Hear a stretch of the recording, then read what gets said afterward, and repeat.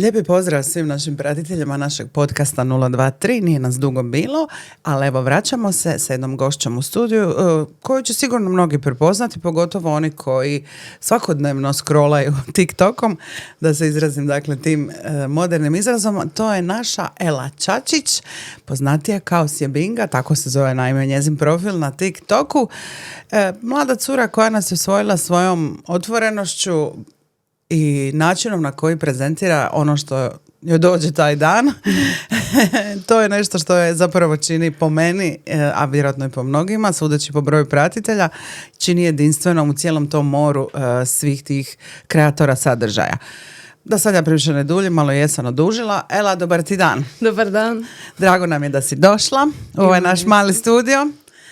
Ovo ti je prvi podcast koliko si mi imala prilike reći, jel? Je, ajde, dobro. A kakav ti osjećaj, s obzirom da si ti ta koja kreira sadržaj, sad sam ja tu tebe dovela da ja s tobom kreiram sadržaj. Pa inače imam jednu kameru, a sad ih je 3. Da, imaš svoju za sebe samo. Da. Dakle, Ela draga, evo tu si, pratimo te, pratite mnogi. Ono što sam već rekla zapravo uvodno, nešto što je počelo kao tvoja neka zafrkancija snimanja nekih sadržaja po ulici, po gradu, kasnije se pretvorilo malo u jednu ozbiljniju zapravo priču, jer si kroz svoj dakle, profil na TikToku pričala i tako ne baš možda uobičajene djevojačke sadržaje, ajmo tako reći. Tu si naime i kreirala sadržaj koji je bio vezan uz jednu bolest koja se pojavila. No prije toga ja moram pitati, vratit ćemo se mi na to, mislim za to uvijek će biti prilike za razgovor, ali mene sad zanima Sjebinga, je li to naziv, je li to stanje uma ili kako si odlučila sebi dati, odnosno naziv svog profila dati tako? Pa to je definitivno stanje uma. A kako je došlo do tog imena, ovo je jako čudno, ali ja inače kad sam pravila Instagram profile ili tako, to nikad ne bi voljela da me neko nađe po mom imenu i prezimenu. Da budeš misteriozna malo, ali? Malo misteriozna. Da te teže pronaći, da. I onda, kako Sheldon obožavam teoriju velikog praska, Sheldon je uvijek govorio Bazinga i meni je ono nešto sve uvijek nekako sa mnom naopako i onda je nastao Sjebinga. Pa zapravo da, evo sad mi je jasno zapravo. Bazinga, Sjebinga i tako. Dobro, mislim TikTok ti je dozvolio otvoriti po tim imenom, tako da sve je okej. Sve pet. I dobro, počela si, znači, što je bio zapravo, sjećaš li se tvoj prvi video? Ojme, ne znam, ja znam da sam onako, u tom periodu sam full smršala, tipa doslovno 20-30 kila i tu sam se full uživila u sebe, wow, da, nova ja i to, da. Nove špike, neka, snimala sam ga se oblačen, neke filozofije, neke glupe. Fit check i te stvari. Fit checkovi i to, da. Tu je negdje sve počelo, ja sam baš htjela aktivno snimati taj content, jer došla sam u grad, mene više niko se ni ne sjeća mene, prije 6 godina sam bila tu zadnji put, nekako sve iz početka, sve novo, ko da si došla živjeti u novi grad, a zapravo si doma. I onda me niko nije znao, onda me nisam imala taj strah ili taj sram neki ko što bi definitivno imala da cijelo vrijeme živim u Zadru. Onda me stvarno nije bilo briga. I tako je to počelo. Dobro, i onda malo po malo zapravo ta tvoja videa su onako počela iskakati na TikToku sve do jednog trenutka. Koji se dogodio, kako si mi rekla, datum je 20. Mislim, zapravo sve počelo negdje krajem 4. mjeseca. Prošle godine, ali operacija i to sve, a negdje 5.6. Dijagnoza je 29.6. bila. Tako nešto. I to je krenulo, zapravo tvoj profil na TikToku bio je usmjeren, ajmo reći, da ti si prezentirala zapravo svoje stanje uma u tom razdoblju. Ali opet to nije bilo klasično. Di si ti pričala, danas mi je ovo, bilo mi je teško, povraćala sam i sve što bi možda neki drugi ljudi izražavali.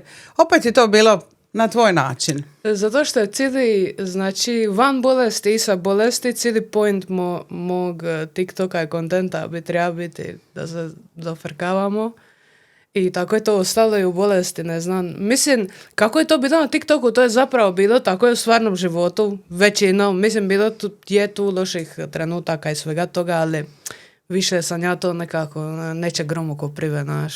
Sam to sebi uvijek govorila, nisam ni trunku sumnje ima da se neće izliječiti. Odličan stav.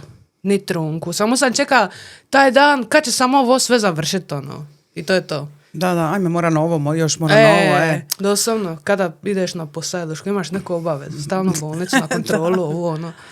Dobro, zapravo baš zato, zbog svog pristupa postala si onako upečatljiva, moram reći, u moru svih profila, sadržaja koji se gleda na TikToku. Reci mi, je li bilo tu nekih tijekom ovog razdoblja zbog načina na koji si prezentirala borbu sa bolešću, je li bilo nekih koji su komentara koji nisu možda onako bili jednako raspoloženi prema tom načinu kao što si ti bila ili drugi neki tvoji pratitelji? Pa naravno da je bilo, ali ne znam, tu je bilo toliko pozitive. Ja sam znači bila, ja se osjećala kao da mene stalno grli nešto. Tako sam se osjećala. A desilo bi se, ne znam, na 5-6 hiljada komentara, ne znam da je njih doslovno 3 loše. I to bi bilo, ono, dica, ne znam. Ona ne znam što bi.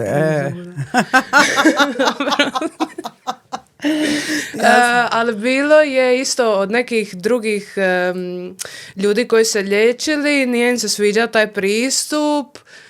Uglavnom su smetalo nešto smo tako pozitivni, što sam tako pozitivna u vezi svoje dijagnoze i liječenja i svega, ali Bože moj, mislim, ja to gledam, svi nekako proživljavamo to liječenje i bolest na svoj način, a sad ako ću ja projecirati pozitivu ili negativu, to je na meni, ja sam odlučila projecirati pozitivu, to je tako i ostalo do kraja. I došao je trenutak kad si napokon objavila da je sve dobro. Bio je jedan period kad nisi bila prisutna, nije bilo sadržaja, nismo imali informaciju, mi koji smo pratili, nismo imali informaciju što se događa, ali onda je stigla vijest, ljudi moji, moram vam nešto reći, ali to je bio isto ono, znaš, pristup, što će reći? Zezla sam vas. Mora biti taj element iznenađenja. Kako si ti sama reagirala na informaciju da je, evo, cijela ta priča dobro prošla?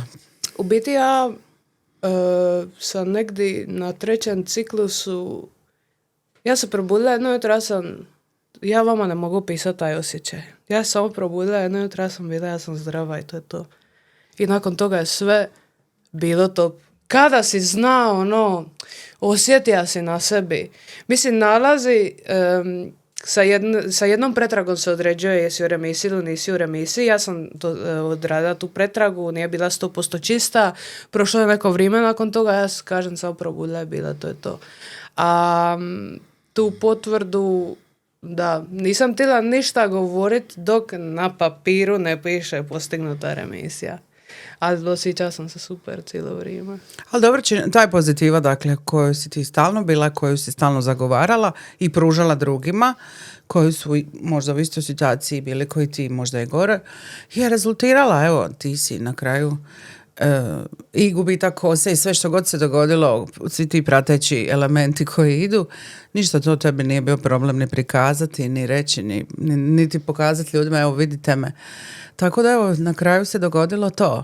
No. Ali mislim, ti si mlada cura i život je pred tobom prije svega, ali bez obzira što si mlada, dakle ima ljudi koji su stari, susreću se sa svim, ali vjeruješ li ti da je ta pozitiva zapravo najvažniji element u tvom liječenju? Je, zato što ja sam bila na takvom odjelu, na odjelu koji je grozan, na odjelu na kojem su limfomi, leukemije, jako teško bolesti i točno se vidi na ljudima koji uđu cijeli u toj nekoj šemi kao što sam ja ušla, sve to nekako dobro ide, vidiš ih po kontrolama, kasnije sijaju ovo ono, a ti svi ljudi koji su pokisli, uvijek je nešto. I to će sve sestre reći uvijek na odjelu tamo, jer se susreću s tim ljudima, uvijek kažu ko je takav u glavi da se uvijek izvuče, da uvijek to dobro sve bude na kraju. Znači, to je, da, Pa pozitiva je dio... Pozitiva je definitivno 80% posla. Jer ja da sam realno poklekla depresiji, ja nemam pojma kako bi ja to preživjela. Da, često bilo je pitanja, ja isto kad bi gledala, mislila sam se, Bože, svaka čast ovoj curi, ovo je genijalno način na koji ona to sve prikazuje. Mislila sam se, Bože, kako bi ja u njenoj situaciji ili netko drugi. A je li bilo među mnogobrojnim onim porukama, komentarima dole, je li bilo gdje su ti rekli svaka čast, pomogla si mi?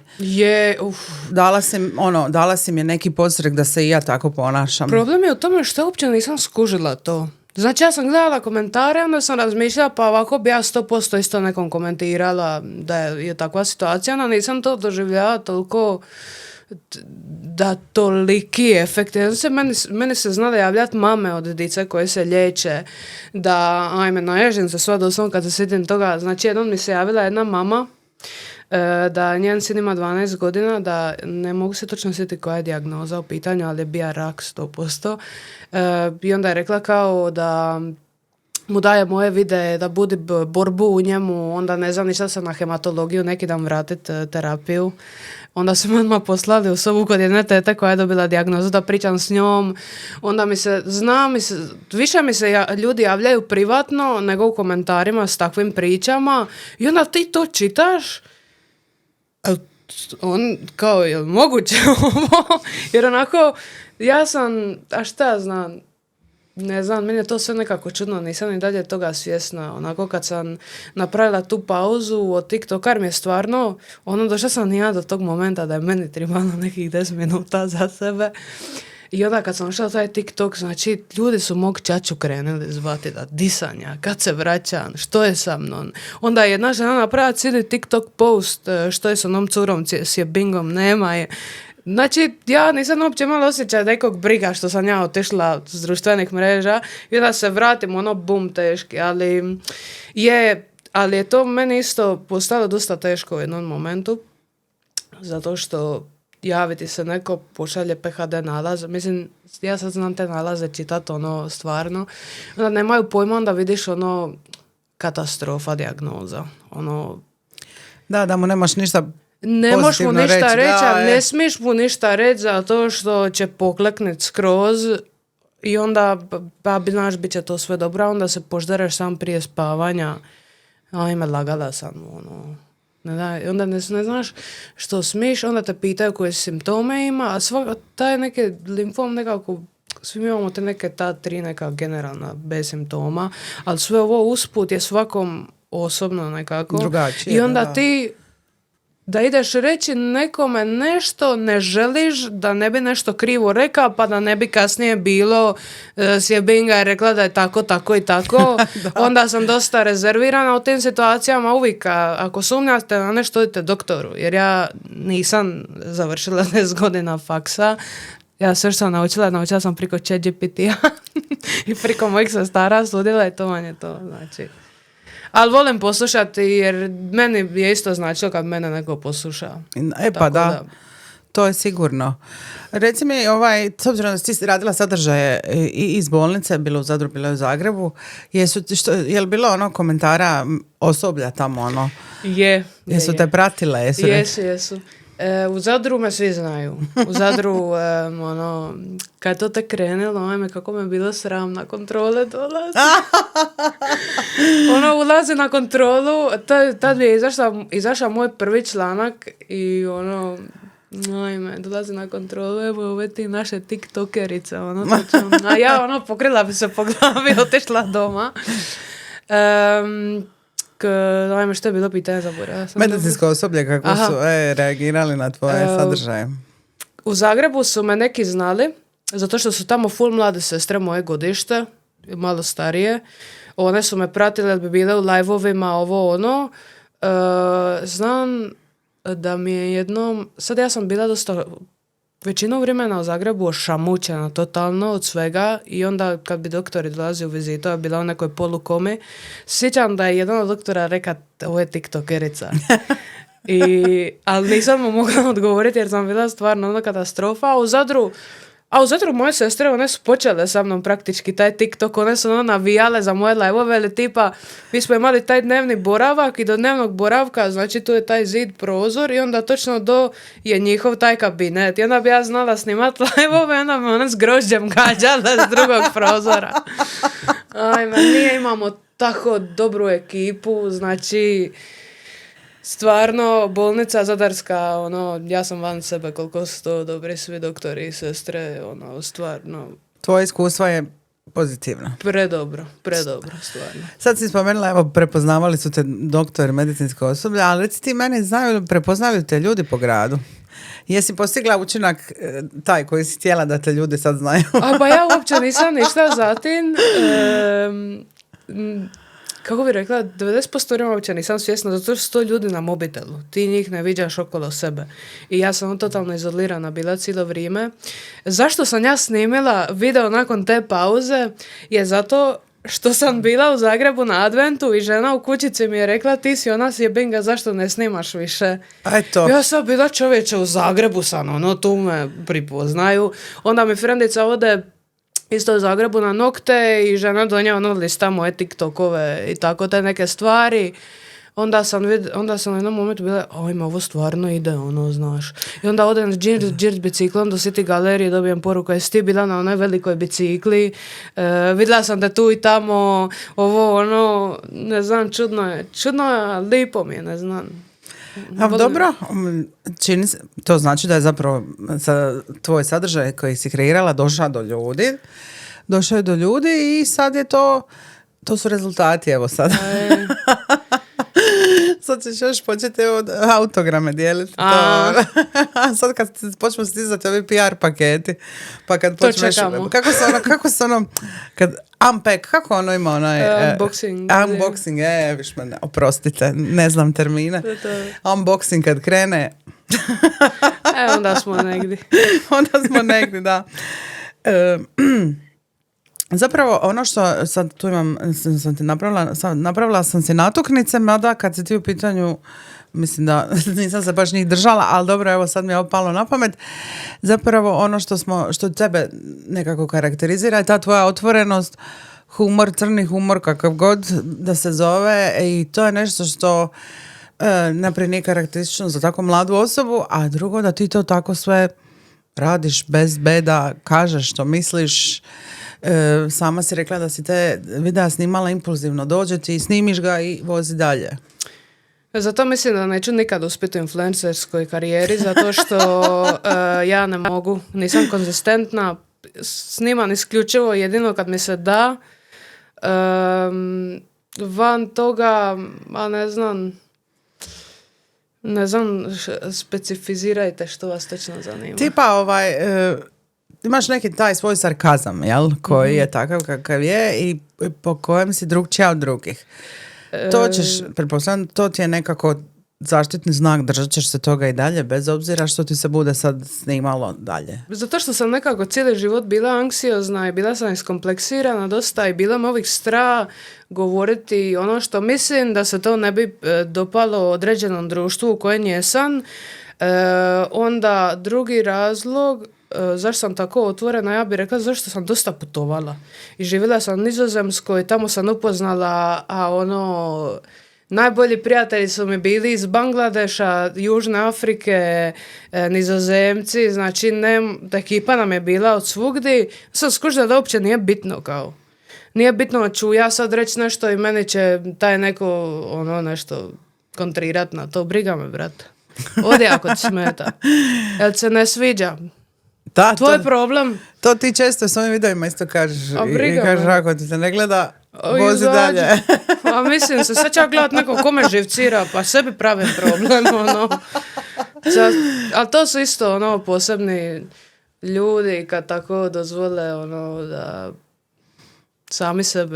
sami sebe živciraju s time kad gledaju nešto što im se ne sviđa, onda razmišljaš cijeli dan o tome, nas cijeli isfrustriran. Mislim, zašto to sebi radiš? Da. Mislim, to je, bar tu imaš mogućnost izbora, samo napraviš jedan pokret i vozi dalje. Doslovno. Jesi ti kad svoja videa, je li bilo nekih videa koje si snimala pa si se onako razmišljala, bi ga digla pa bi ga možda makla poslije. Bi, zato što, kažem, sve to impulzivno radim i onda u nekom, to znači, svi videi koje sam objavila, to su uglavnom, prije nego što ih objavim, pogledanih 60 milijuna puta i onda kad ih objavim, to je to. Znači, to više ne gledam. Međutim, desi se kad nisam baš zadovoljna s videom, kad nije možda preozbiljan ili tako nešto, onda ga obrišem. I onda budem kao ovo je presramotno stari. Ovaj kontent koji radim za sad je već presramotan sam po sebi. Ono, totalno sam izvan komfort zone što se tiče TikToka. Ali onda te videe koje obrišem stvarno ih više, ono, kao bude najme majko, bože sačuvaj, uvatim se za glavu i to je to, zaboravim na njih. I nadam se da ga niko nije vidio, ali stvar je u tome što to vidi masu ljudi, ali toga nisi svjestan jer ne piše. Da. Dobro kažeš, bila je situacija da si morala brisat, ali dobro, mislim da to tako svima, ono, pa i nekim koji možda ne planiraju svoje sadržaje, koji objave neki video, pa sutra da najme meni, pa obrišu i tako, jel? Znači, ništa to nije uobičajeno. Ali pratiš li ti neke influencere sama? Pratim. Ko ti je onako tebi osobno najbolji, najzanimljiviji? Volim Lucinu Spizu. Ona zna, zato što ona kuva i to sve, ali ima neku poštapalicu uvijek dok objašnjava to što kuva. Pozdrav za Luca koji kad ovo pogleda, obožavam te.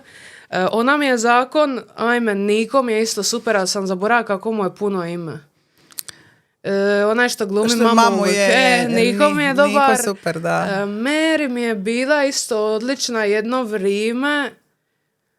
Onda ne znam... Mary Goldašić mi je bila odlična, baš je ono, ja volim takve snažne žene, ona je baš snažna žena.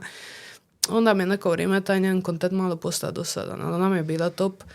I ko mi još, Filip Gustavo, on isto kuva. Tamo sam htjela spomenuti. Ja njega obožavam. Ja isto. Znači, Filipe, skuvaj mi onu juhu što sam ti komentirala od ribe, ne znam koja je riba, sanja na njoj. To sam gledala, znači na Rebru kad sam tamo je spiza katastrofa.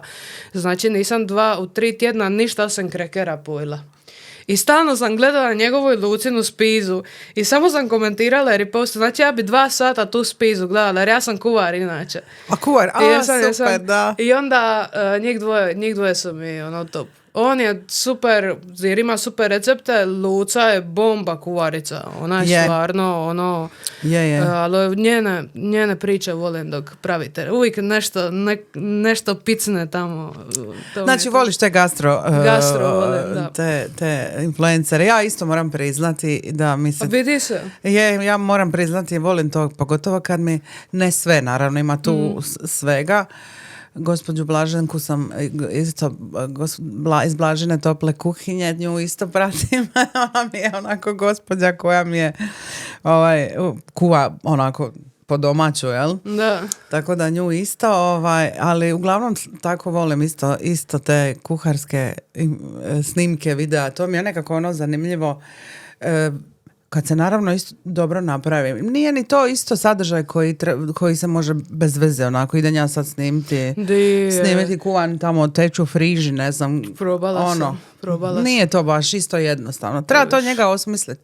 Jer je u moru takvih da ti njega zapaziš mora biti nešto zanimljivo. Ono. Je. Isto kao što si ti upala u moru raznih sličnih možda sadržaja, ti si se izdvojila baš zato što si specifična. Doduše ti si tako, to je tvoj karakter. A sad svi kao očekuju od mene da ću ja snimati, ne znam, taj cijeli oporavak i to. Znate što, ja sada samo živim život. Tamo sam htjela reći, sad imaš stvari koje ono najobičniji život na svijetu, ništa ekstra. Znači, probudim se, popijem prvu kavu, džir, bajkom po gradu, vidim koga ima, ako sretnem nekog druga kava i onda se vratim doma, poidem, gledam televiziju, odradim treningić neki i to je to, znači ništa poslije. Zato ne snimam, ne znam što bi vam rekla više. Majke mi. Nemoj samo da sad završi. Da to bude to. Baš će tebi na pamet nešto sigurno.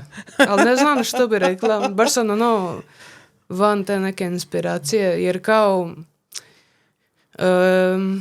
kroz tu cijelu bolest nekako prolaziš to sve i onda baš jako suosjećaš. Mislim, ja suosjećam i dalje, ali ne prolazim direktno sad kroz to, nek sam baš u nekom prepozitivnom bublu svom. I onda ne znam što bi rekla sad, ako previše filozofiram, da je to malo dosadno. Jer ja se nekad znam uvatit snimat, ali to bude, brate, video po 7 minuta, ko će to gledat, ja ne mogu prestat mliti. I onda samo gase, ništa. Ništa. Propala. Dobro, radujemo se mi tvojim novim videima, sigurno će biti puni života, da to tako kažemo, bit će zanimljivi, pa makar se obrušila na neku temu, makar pričala o nečem svakodnevnom, ali u svakom slučaju bit će zanimljivo. Naravno, ništa ne treba forsirati. Kad dođe. A sad imam tu nekih par kratkih, što bi rekli, sad me zanimaju ti odgovori. Znači, TikTok live ili Reels koji se snima 3 sata? TikTok live. Zašto voliš TikTok live? Pa zato što te ljudi samo direktno pitaju pitanja i ti samo odgovaraš. U biti kada si na kavi s nekim. Tako mi je. A ovako kad trebam snimati, kao gledat reel, snimat reel. Snimat? Ma, nema. 3 sata na miru. Nema šanse, znači ne mogu to. Iskrena psovka ili lažni kompliment? Psovka. Ja imam problem s psovanjem, to mi svi, s tim video onda mi čača pošalje, zašto smo rad to tako reći ili u live uđe, nemoj psovati. Kad sam ekspresivna, takva sam. Dobre. Jel bi ti rađe bila influencer ili bi bila onaj lik koji svima kvari zabavu s istinom? Možda ovaj koji... možda i ne bi. Zato što vjerujem da treba biti delulu, Nekad je dobro tako biti. Onda bila influencer. Da, ali ne svi... I meni se jako rijetko koji influencer sviđa, zato što su po istoj šemi. Zaboravila sam naglasit, Noa i Petra, oni su mi isto top. Njih obožavam, oni su baš top. Ali ostatak ovih influencera, mislim, ti snimaš što tu kuvaš, onda ti uleti neki PR, mislim, što je to što ja nisam vidjela prije. Od 60 scrollova koji sam prije napravila, sve isto. Koji su tvoji planovi sad? Evo, imaš li planove? Ili živiš od danas do sutra? Živim od danas do sutra. Jedine planove koje imam je samo da mi doktor kaže možeš putovati. Sam već pokupovala par karata, nisam ga ništa pitala. Imam samo u planu putovati ove godine, definitivno neću raditi. Jedino ako mi uleti nešto što bi guštala raditi. Ako smijem. Jer ja sam ovako fizički dobro i to sve, no imunitet mi je nizak, ne mogu raditi u kužini, definitivno to bi volila. Ništa, samo putovanje, imam tu par dogovorenih putovanja i to je to. I neka, hvala Bogu, i bit će i onda, ja se nadam, nikakvih sadržaja s tih putovanja. To će sigurno. A to ne znam da bi smjela u javnost. Što će biti pod cenzurom, što neće. U svakom slučaju, što god bude bilo, mi te pratite brojni drugi i radujemo se tvojim novim videima i bit će nam zanimljivi koji što su i ovi do sad bili. Pogotovo ako tako budeš išla na neku egzotičnu destinaciju. Ima. Nećemo ništa otkrivati, neka kad krene to po jedan video izlaziti, onda ćemo te pratiti. Ela, draga, hvala ti najljepše što si nam bila gošća, bilo mi je zabavno i moram priznati da si meni prenijela dio svojih stavova i pozitive, a vjerujem i sad i svim našim pratiteljima i našim gledateljima. Nadam se da je tebi bilo zabavno kod nas. Meni je bilo jako zabavno, hvala vama. Dragi gledatelji, pratitelji, svi koji nas pratite, pozdravili smo se selom, pozdravili smo se i od ovog izdanja našeg podcasta. I što reći, ovaj papir mi više ne treba mi ništa. Pozdrav! Bye bye!